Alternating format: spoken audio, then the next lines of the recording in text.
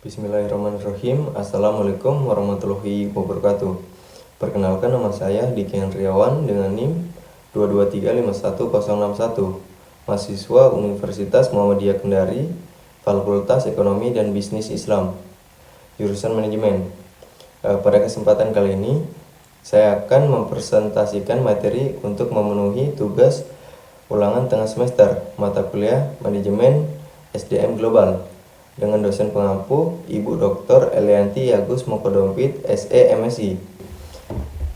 Nah, di sini saya akan menjelaskan materi saya yang pertama tentang metode penilaian kinerja. Nah, metode penilaian kinerja adalah cara atau teknik yang digunakan oleh organisasi atau perusahaan untuk mengevaluasi kinerja karyawan. Nah, penilaian kinerja karyawan adalah suatu proses penting dalam manajemen sumber daya manusia yang dilakukan untuk mengevaluasi kinerja dan kontribusi karyawan terhadap tujuan organisasi. Nah, metode penilaian kinerja karyawan yang baik harus mampu memberikan informasi yang akurat dan objektif tentang kinerja karyawan, serta mendorong motivasi dan peningkatan kinerja di masa depan.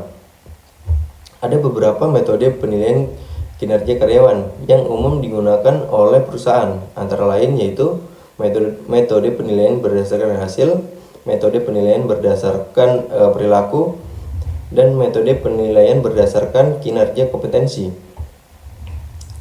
Materi yang kedua yaitu penggunaan hasil penilaian kinerja.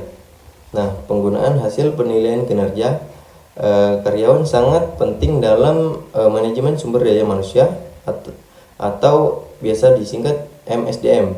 Nah, hasil penilaian kinerja dapat digunakan untuk berbagai tujuan seperti mengevaluasi kinerja karyawan, memberikan umpan balik, mengidentifikasi kebutuhan pelatihan dan pengembangan.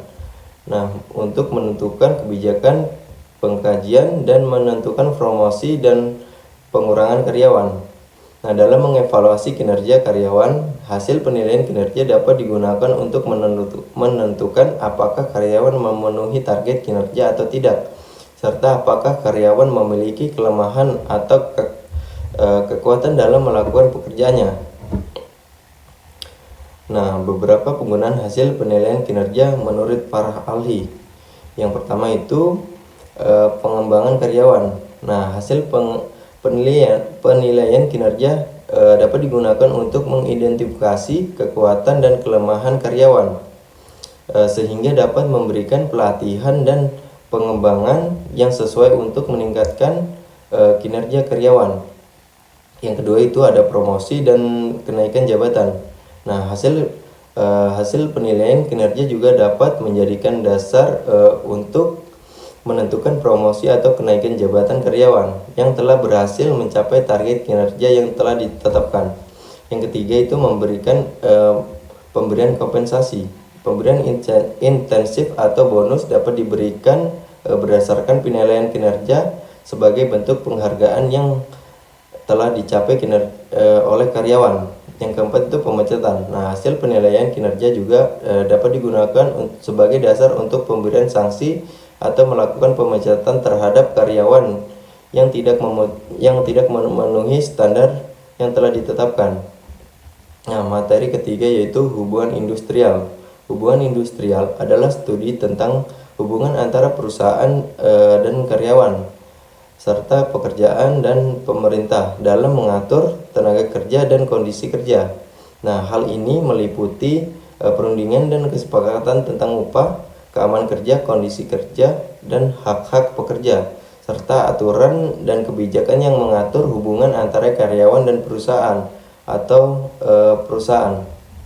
Dalam hubungan industrial, penting untuk memberikan kepentingan dan hak-hak kedua belah pihak agar dapat mencapai tujuan yang saling menguntungkan. Nah, baik, itu saja materi dari saya. Wassalamualaikum warahmatullahi wabarakatuh.